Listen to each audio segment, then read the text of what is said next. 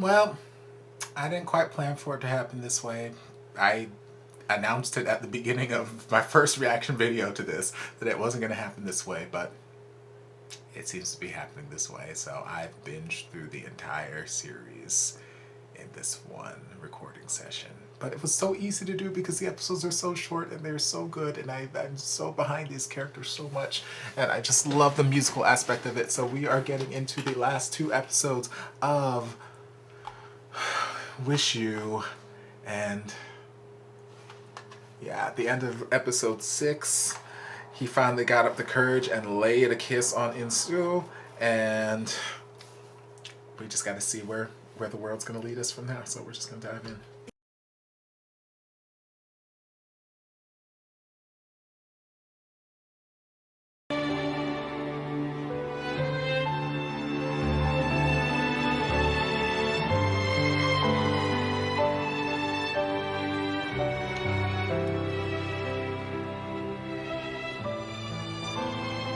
하루하루 그나마 버틸 수 있었던 건 너에서 상이야.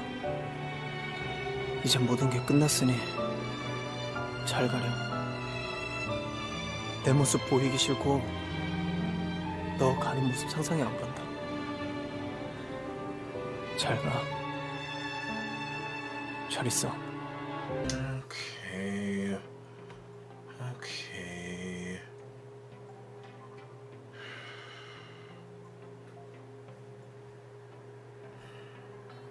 I'm not happy. I'm hoping that I'm going to end up being happy at the end of episode 8, but I'm not happy with the way things are turning out. They're not how I was hoping. Obviously, I'm always hoping that love will prevail and everybody's attracted to everybody, and as soon as we kiss, we're all romantically linked. Butterflies and fairy tales is what I'm always hoping for. It's not realistic. It's not what always is going to happen, and doesn't seem to what's happening right now. But I need Insu to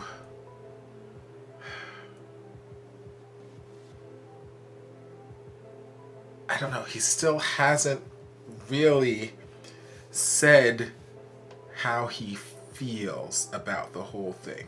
Like, yes, he ran away. Yes, he avoided him. Yes, he bolted right past him in the record office. And yes, he left him that note saying, saying some very sweet things like every day I was able to bear because of you. But now that it's over, I don't think you should see me. I don't want you to see me like this, and I can't imagine seeing you, so goodbye. It's just he just, I don't know if he's avoiding it because he's running away from his feelings, if he's avoiding it because of something with his family, his parents, if he's avoiding it because he's not gay, if he's avoiding it because he's not into him. I don't know what his reasons are for running away and pushing him away this way, but I need him to use his words and tell me, because I don't know where his headspace is right now.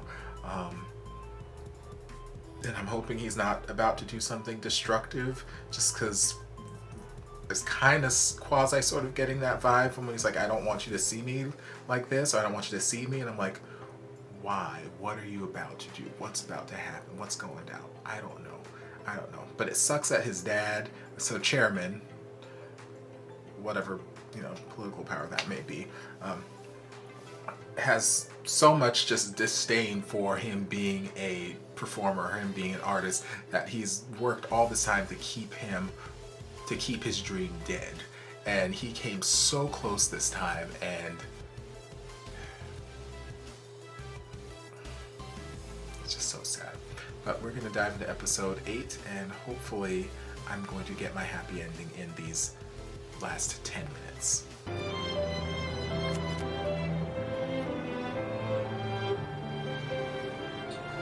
다시 나를 앞으로 나아가게 해줄래?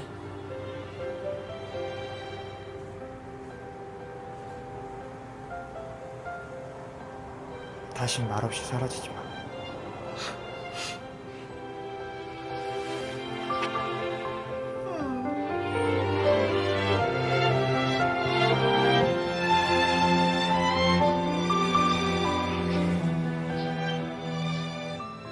가자. 가서 우리만의 음악 하자. Go make your music. Be happy.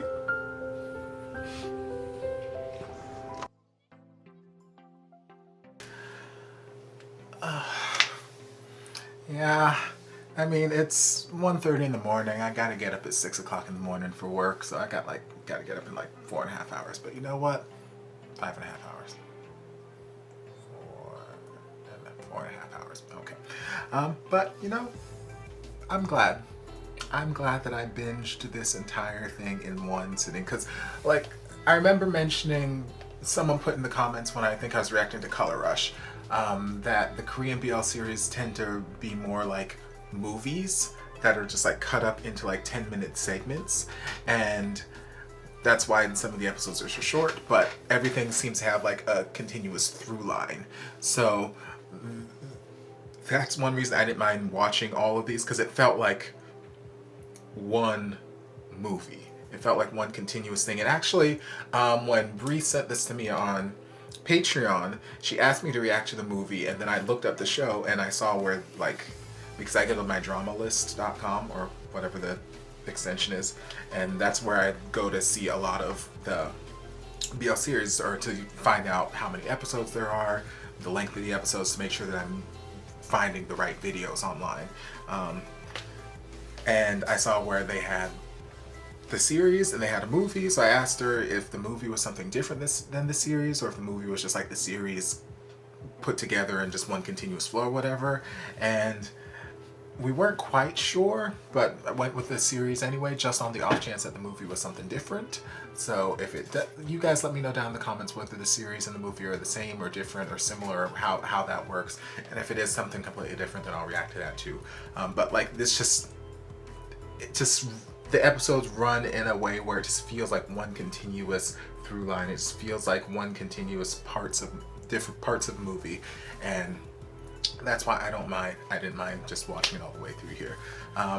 Did get my happy ending, although the conflict seemed to be resolved relatively easily, although it wasn't really much of a heavy conflict, because it wasn't any conflict caused by the characters.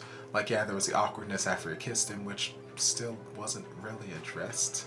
He didn't really address why he ran off, or why he basically ghosted him and then it's like, hey, peace out, you should get the hell out of my house. Like, none of that was explored, none of that was explained. We don't know what was in his head at that point. I don't know. But obviously he has some attraction to him because he laid one on him after the fact, so I guess it wasn't that he wasn't attracted, so there was something else going on in his head that we just didn't get to explore. But it was cute. It was a cute little series, cute little movie, and yeah, I enjoyed it. I enjoyed the characters, I enjoyed the world, and like I said in some of the earlier reactions, I enjoyed it being set in,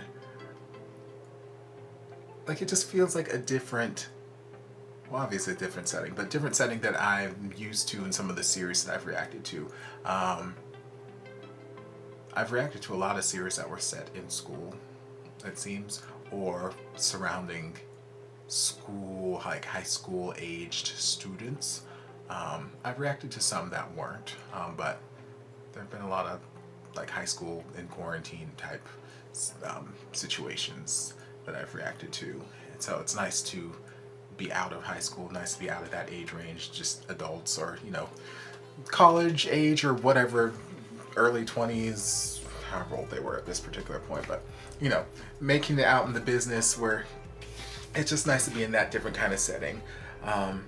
And like I mentioned, I love that music played such an integral part of the show, not just, it wasn't just a means of them, like in the other series I've reacted to, it wasn't a means of them like doing some big grand gesture to show that they love someone or to, you know, say they're sorry or whatever. It's just a part of their world and it's incorporated everywhere, and the grand gestures that they have to show are, you know, other things.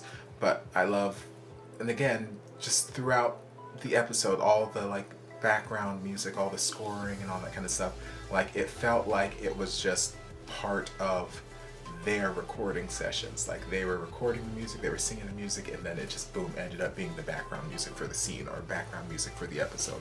And it's just I just like that incorporation. It felt like it included the actors and included the people that were focusing the story on into the episode even more, and it just made it feel like this natural. I liked it. And I loved pretty much all the music that I heard. I'm hoping that there's like a playlist somewhere on YouTube or Spotify or something that has like the soundtrack for this, because I love, even though I may not speak the language, love the songs. Vocals on some of these songs were just stunning. I would love to get like live performances of them and react to that as well, because vocals were just beautiful.